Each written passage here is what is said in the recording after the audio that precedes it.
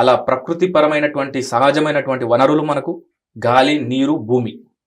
So దాంట్లో భాగంగా ఏంటంటే ఇవాళ భూమిని మనం కొనాల్సినటువంటి పరిస్థితి. ఒక పక్షి ఆహారం గురించి రోజంతా వేటాడి తన గూటికి వెళ్ళేటప్పుడు పిల్లలకు ఆహారం తీసుకెళ్తుంది, తన సొంత గూటికి వెళ్తుంది. అలాగే మానవ జన్మలో ఉన్నటువంటి మానవునికి తనకు ఒక సొంత ఇల్లు ఉండాలనేది ఒకటి చిరు ఆశ ఉంటుంది. ఆ ఆశ కాస్త అడియాశలుగా. సో ప్రతి ఇంట్లో మరొక ఇల్లు ఉంటుంది. అది అద్దె ఇల్లు కావచ్చు, లేకపోతే సొంత ఇల్లు కావచ్చు. ఆ ఇంకొక మరొక ఇల్లు ఏంటంటే ఒంటిల్లు. మీ ఒంటింట్లో, ఎందుకంటే మీరు అమ్మాయిలు కాబట్టి ఈ విషయం చెప్తున్నారు, ఇవాళ మనకు కారు ఉంది కదా అనేసి అనుకుంటాం, కానీ రేపటి పరిస్థితి ఎలా ఉంటుందో తెలియదు. ఇవాళ మా సిస్టర్ విజయవాడలో ఉంటుంది.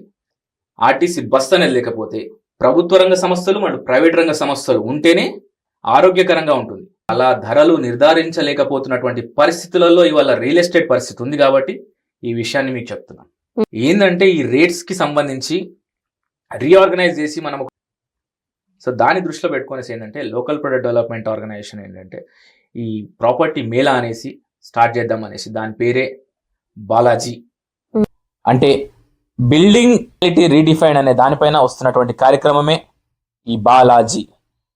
ప్రతి ఒక్కరి సొంత ఇంటి కళను నెరవేర్చే కార్యక్రమంలో భాగంగా ఈ రీబిల్డ్ ఆఫ్ రియల్ ఎస్టేట్ లో తలపెట్టినటువంటి కార్యక్రమమే ఈ బాలాజీ. సో ఒక సుందరమైన నగరంలో సామాన్యుడు, స్థానికుడికి ఇల్లు అనేది కంపల్సరీగా ఉండాలి. అంటే వాళ్ళకు కావాల్సినటువంటి రీతిలో వాళ్ళు ఇల్లు తీసుకునే విధంగా తగు చర్యలు తీసుకోవాలనేసి మేము ఒక ఎల్పిడిఓ. మీరు ఇందాక బిల్డర్కి నేను ఎప్పుడు కూడా సపోర్ట్ కాదండి.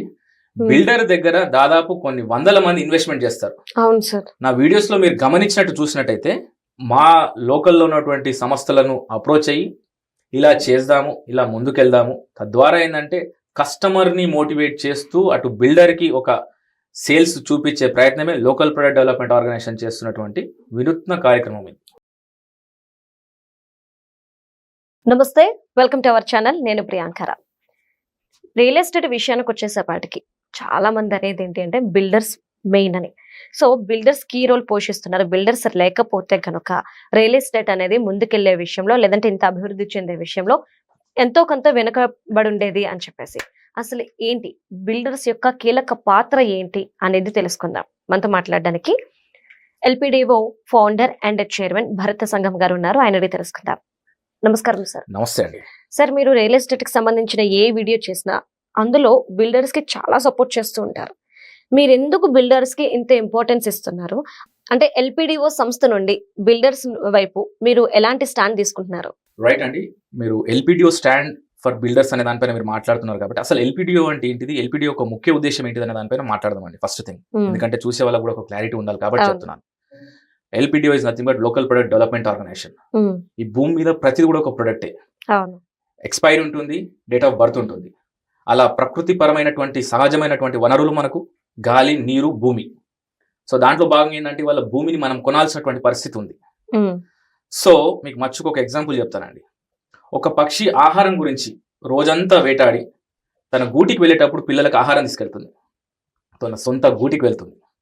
అలాగే మానవ జన్మలో ఉన్నటువంటి మానవునికి తనకు ఒక సొంత ఇల్లు ఉండాలనేది ఒకటి చిరు ఆశ ఉంటుంది. ఆ ఆశ కాస్త అడియాశలుగా మారుతుంది. సామాన్యునికి దూరంగా వెళ్తున్నది ఈ సొంతింటి కళ అనే దానిపైన ఇవాళ నేను మాట్లాడుతున్నాను. సో ప్రతి ఇంట్లో మరొక ఇల్లు ఉంటుంది. అది అద్దె ఇల్లు కావచ్చు, లేకపోతే సొంత ఇల్లు కావచ్చు.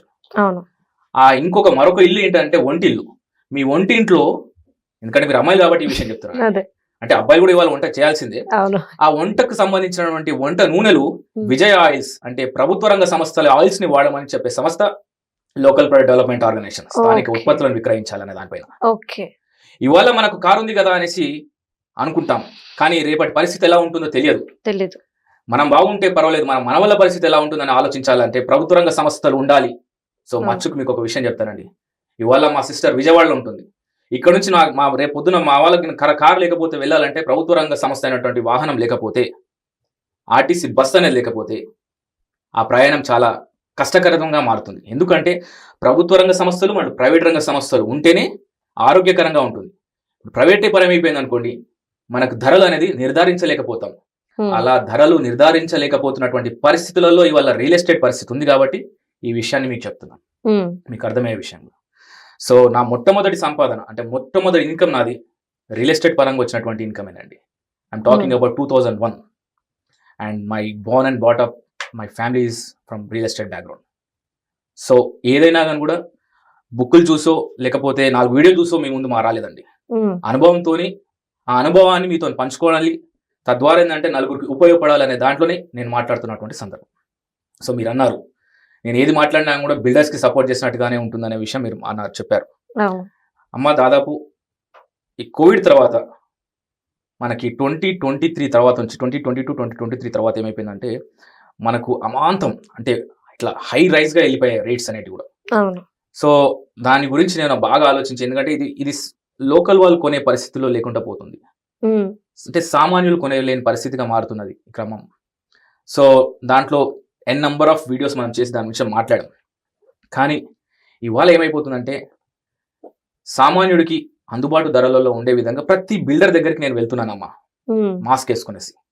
సో దట్ ఏంది అంటే వాళ్ళకి సింపుల్గా నేను చెప్పేది ఏంటంటే రేట్స్ అనేటివి మీరు కృత్రిమంగా ఆర్టిఫిషియల్ రేట్స్ అనేటివి ఉన్నాయి కదా, అది క్రమక్రమంగా కాస్త అందుబాటు ధరలలో తీసుకురండి.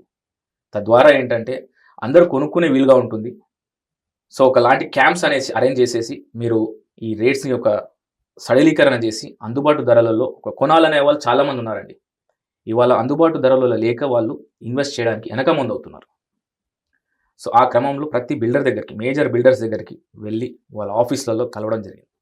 ఈ కలిసే క్రమంలో ఏంటంటే ఒక సామాన్యుడు లాగా నేను వెళ్ళాల్సిన పరిస్థితి ఎందుకు వచ్చిందని అంటే, ఒక ఆఫీస్లోకి వెళ్ళినప్పుడు ఒక కొనాలనుకున్న కస్టమరు ఎలాంటి ఇబ్బందులు ఫేస్ అవుతున్నాడు అని తెలియాలంటే అలా వెళ్ళాల్సినటువంటి స్థితిలో మనం తెలుసుకోవచ్చు అనే దాంట్లో మనం మాట్లాడుతున్నామండి. సో ప్రతి ఆఫీస్లోనండి ఇవాళ ఏమైపోయిందంటే అండి, ఇప్పుడు ఫర్ ఎగ్జాంపుల్ ఒక బిల్డర్ నిర్మిస్తున్నారు, అందులో ఒక 1000 ఫ్లాట్స్ ఉన్నాయనుకోండి. ఫస్ట్ ఒక 50 ఫ్లాట్స్ అమ్మే రేట్ ఒకలాగా ఉంటుంది, దాని తర్వాత 200 ఫ్లాట్స్ అమ్మిన తర్వాత రేట్ ఒకలాగా ఉంటుంది. ఒక 50% అయిపోగానే ఏమైపోతుందంటే రేట్స్ క్రమంగా పెంచుకుంటూ వెళ్ళిపోతున్నారండి. సో దీంట్లో ఏమైపోతుందంటే అండి, సో ఎండ్ యూజర్కి వచ్చేసరికి ఏమైపోతుందంటే ఎవరైతే తీసుకోవాలనుకుంటున్నారో వాళ్ళకి రేట్స్ అనేది పెరుగుతున్నాయి. సో ఇప్పుడు వాళ్ళు అక్కడ కూర్చునేసి ఒక చిన్న ప్రింట్అవుట్లో ఆ రేట్స్ ఇన్ని ఫ్లాట్స్ సేల్ అయ్యాయి కదా అనేసి 200-300 పెరిగిపోతుంది, ఇప్పుడు January 1st అనేసి మళ్ళీ పెంచుతున్నాం అనేసి ఇట్లా డిఫరెంట్ యాంగిల్స్లో ఇట్లా పిన్ పాయింట్ చేసినట్టు వాళ్ళు ప్రచారం చేస్తున్నారు. ఇవాళ ఆ పెరిగిన ధరలు ఎలా ఉన్నాయంటే సామాన్యుడికి కూడా అందుబాటు, ఒక గవర్నమెంట్ ఎంప్లాయీ కూడా అందుబాటు ధరలో లేవండి. 1.5 crore 2 crores ప్రాపర్టీస్, ఇది higher middle class, lower middle class ఆలోచించే విధంగా లేనటువంటి రేట్స్ ఉన్నాయి. అది కూడా 2 BHK మీరు అన్నట్టుగా. సో దాంట్లో భాగంగా ఏంటంటే అండి, మనము ఈ ఆఫీసులో ఉన్నటువంటి వాళ్ళ ఆఫీస్ స్టాఫ్ కానివ్వండి, వీళ్ళు ఏంటంటే మ్యాక్సిమం ఏంటంటే మనం ఏదన్నా చెప్పాలనుకున్నప్పుడు వాళ్ళ మేనేజ్మెంట్ వరకు తీసుకువెళ్ళట్లేదు విషయాన్ని. సో రీజన్ ఏంటంటే అందులో ఒకరు ఇలాగే నన్ను గుర్తుపట్టి ఒక అతను ఇలా చెప్పారు, అన్న సార్ వీళ్ళు ఎంత ఉన్నా కానీ కూడా ఇక్కడ వరకు మాత్రం ఉంటుంది, మేనేజ్మెంట్ వరకు ఏ విషయానైనా మీరు తీసుకెళ్లాలంటే చాలా కష్టము, ఎందుకంటే వీళ్ళకి ఇక్కడ ఈగో ఫీలింగ్. సో మాకు లక్షల శాలరీ వస్తుంది, సో మా మేనేజ్మెంట్ ముందు మమ్మల్ని మనం తక్కువ చేసుకున్నట్టు అవుతుంది, వేరే వాళ్ళని ఎందుకు అనేసి దానిపైన ఇలా ఏమైపోతుందంటే ఈగో ఫీలింగ్స్ వల్ల ఈ యొక్క మార్కెట్ కూడా డిస్టర్బెన్స్ ఉందండి. సో ఇది ఏంటంటే రియాలిటీ, గ్రౌండ్ రియాలిటీ నేను మాట్లాడేది అంతా కూడా. సో దాన్ని బేస్ చేసుకునేసి ఇవాళ నగరం, హైదరాబాద్ నగరం ఓకే ఒక గ్లోబలైజ్గా రైజింగ్ అవుతుందండి. It's rising globally and uniquely it's design. అందుకోసం హైదరాబాద్ అనేది డెక్కన్ ప్లాటూ. సో మీరు దేశంలో పలు చోట్ల మీరు భూకంపాలు చూశారు, కానీ హైదరాబాద్లో మటుకు అంతగా మీరు చూడలేదు.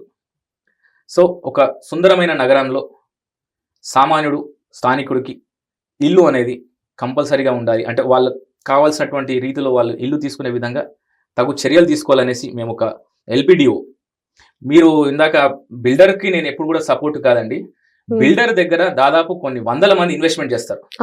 నా వీడియోస్లో మీరు గమనించినట్టు చూసినట్టయితే, మీరు క్లియర్గా చూసినట్టయితే ఆ కస్టమర్స్కి నేను సపోర్టివ్గా ఉంటాను. ఎందుకు మీరు ఒకసారి గమనించుకోవాల్సిన విషయం ఏంటంటే అండి, ప్రజెంట్గా ఒక బిల్డర్ దగ్గర మనం ఇన్వెస్ట్మెంట్ చేసామనుకోండి, you are the part of owner. ఆ వెంచర్లో మీరు ఒక ఓనర్ భాగం ఏమిది.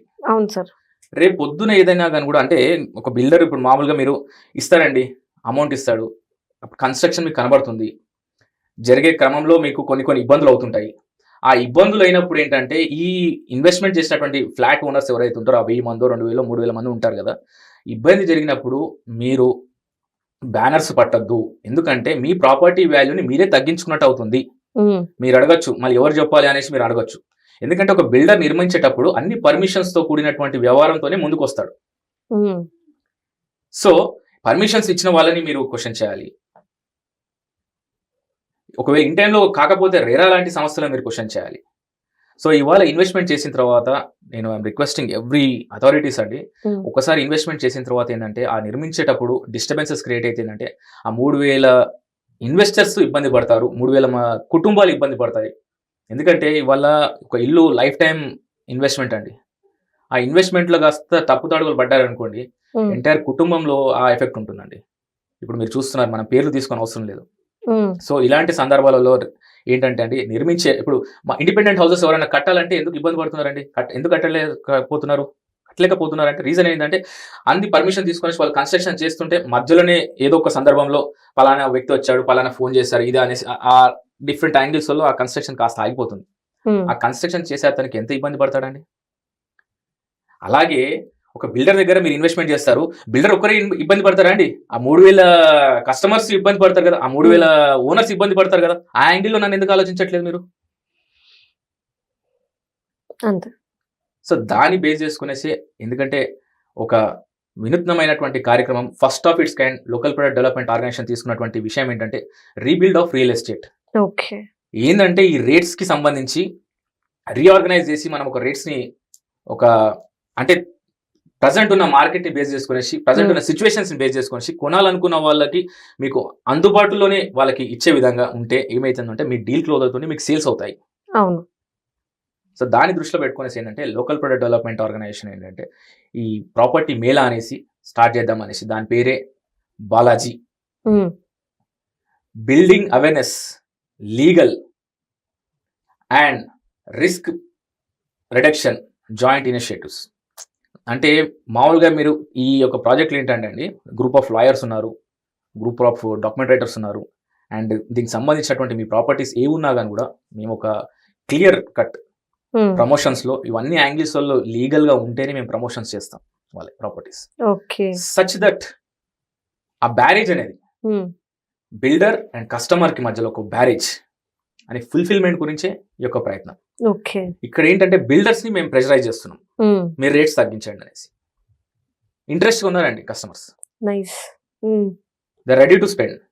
But the thing is that ఏమైపోయిందంటే ఇప్పుడు మనకు ఒక ఎకరము 1,70,00,000 100 కోట్ల 170 crores అనేసరికి అక్కడ 1 స్క్వేర్ యార్డ్ ఎంత అవుతుందండి? ఆల్మోస్ట్ 3,50,000 to 4 lakhs మధ్యలో అవుతుంది. అక్కడ పక్కన ప్రాపర్టీ ఉన్నతను ఒక 500 స్క్వేర్ యార్డ్స్ ఉన్నతను నా ప్రాపర్టీ వాల్యూ 4 లక్షలు అని చెప్పుకున్నాను అనుకోండి, అంత సేల్ అవ్వదండి అది. ఎందుకంటే ఆ ఎంటిటీ వేరు, ఈ ఎంటిటీ వేరు. సో ఇలా ఏమైపోయిందంటే కృత్రిమంగా వాళ్ళే ఆలోచించుకోవచ్చు. ఎందుకంటే ఇది ఎవరు ధర నిర్ధారించే వాళ్ళు ఎవరు లేరండి ఇక్కడ. మీరే పెట్టేసుకుంటున్నారు, ఎవరు రేట్లు వాళ్ళు పెట్టేసుకుంటున్నారు. ఒక ధరని నిర్ధారించే వ్యవస్థ రావాలి. సో రానున్న రోజుల్లో అది వస్తుందని ఆశిద్దాం. సో దీన్ని బేస్ చేసుకునేసి మేము ఈ లోకల్ ప్రొడక్ట్ డెవలప్మెంట్ ఆర్గనైజేషన్ ద్వారా ఇప్పుడు మా లోకల్లో ఉన్నటువంటి సంస్థలను అప్రోచ్ అయ్యి ఇలా చేద్దాము, ఇలా ముందుకెళ్దాము. తద్వారా ఏంటంటే కస్టమర్ని మోటివేట్ చేస్తూ అటు బిల్డర్కి ఒక సేల్స్ చూపించే ప్రయత్నమే లోకల్ ప్రొడక్ట్ డెవలప్మెంట్ ఆర్గనైజేషన్ చేస్తున్నటువంటి వినూత్న కార్యక్రమం ఇది. సో ఇవాళ ఏంటంటే అండి, బిల్డర్స్ దగ్గరికి మేము వెళ్ళినప్పుడు మీ గురించే మేము వస్తున్నాము, మా కస్టమర్స్ గురించి, మా ప్రాంతాల్లో ఉన్న వాళ్ళు. ఎందుకంటే ఇప్పుడు మీరు టెలికాస్ట్ చేస్తున్నటువంటి దాంట్లో మీరు నంబర్స్ ఇస్తున్నారు, మాది మీరు ఎక్కడ తీసుకోవాలి ఏంటి అనే దానిపైన కనుక్కుంటుంటారు. సో అలాంటి కస్టమర్స్కి ఒక కరెక్ట్ వేని చూపించే ప్రయత్నమే మేము చేస్తున్నటువంటి కార్యక్రమం. సో ఇవాళ మనము రానున్న రోజులలో ఈ ప్రాపర్టీ మేళా అనేది ఒక వినూత్న కార్యక్రమం అండి, అటు కస్టమర్స్ అండ్ బిల్డర్స్. సో ఈ దీంట్లో మెయిన్ మా క్యాప్షన్ కూడా ఇదేనండి, మెయిన్గా టీ, కాఫీ, కూల్ డ్రింక్స్ మాకొద్దు, కరెక్ట్ రేట్స్ చెప్పండి చాలు అనే దానిపైన కఠినంగా మాట్లాడుతున్నటువంటి విషయం అనుకోవద్దండి. ఇక్కడ ఏంటంటే మనము క్లారిటీగా ఉండాలి అటు బిల్డర్స్ అండ్ కస్టమర్స్ మధ్యలో. సో ఇవాళ ఏంటంటే ఈ యొక్క కార్యక్రమాన్ని మనం రానున్న రోజులలో ముందుకు తీసుకెళ్లేసి ఒక దిగ్విజయమైనటువంటి కార్యక్రమంగా ఎందుకంటే అండి ఇవాళ నేను చెప్పేది రియల్ ఎస్టేట్ బాగుంటే రిజిస్ట్రేషన్స్ అవుతాయి గవర్నమెంట్ ఇన్కమ్ వస్తుంది. గవర్నమెంట్ ఇన్కమ్ వస్తే ప్రభుత్వ పథకాలు అనేటివి సాఫీగా జరుగుతాయి. సో రియల్ ఎస్టేట్ వల్ల అటు బిల్డర్స్ కానివ్వండి, అంటే ఇప్పుడు రైతు కదా దేశానికి వెన్నుముక ఎలాగో అవును. ఇవాళ బిల్డర్లు కూడా అలాంటి పరిస్థితి ఉందండి. Because they generate employment N number of angles లో they create business. Okay. So ఇవాళ రియల్ ఎస్టేట్ డౌన్ అనగానే మీరు చూడండి మార్కెట్ లో ఒకలాంటి స్తబ్దత కనబడుతుంది. అవును. సో బై గుడ్నెస్ రానున్న రోజులలో డెఫినెట్ గా ఇలాంటి పరిస్థితుల కారణాలు ఏంటి అనే దానిపైన నాకున్నటువంటి స్వయ అనుభవంతో పాటు నలుగురిని విచారించిన తర్వాత క్రమక్రమంగా ఈ యొక్క కార్యక్రమాన్ని ముందుకు తీసుకెళ్తూ మీ ద్వారా నేను మన ప్రేక్షకులకి కానివ్వండి, ఇల్లు అనే నిర్మాణాన్ని నిర్మించాలి అనుకున్న వాళ్ళ కళని సహకరించుకున్న వాళ్ళకి ఎంతో కొద్ద తోడ్పడతానని ఆశిస్తూ సెలవండి. Right. Thank you so much sir. ఈ ప్రాపర్టీ మేళా అనేసి స్టార్ట్ చేద్దాం అనేసి దాని పేరే బాలాజీ. అంటే building awareness for legal and risk reduction joint initiatives risk free reality redefine అనే దానిపైన వస్తున్నటువంటి కార్యక్రమమే ఈ బాలాజీ. ప్రతి ఒక్కరి సొంత ఇంటి కళను నెరవేర్చే కార్యక్రమంలో భాగంగా ఈ రీబిల్డ్ ఆఫ్ రియల్ ఎస్టేట్ లో తలపెట్టినటువంటి కార్యక్రమమే ఈ బాలాజీ. సార్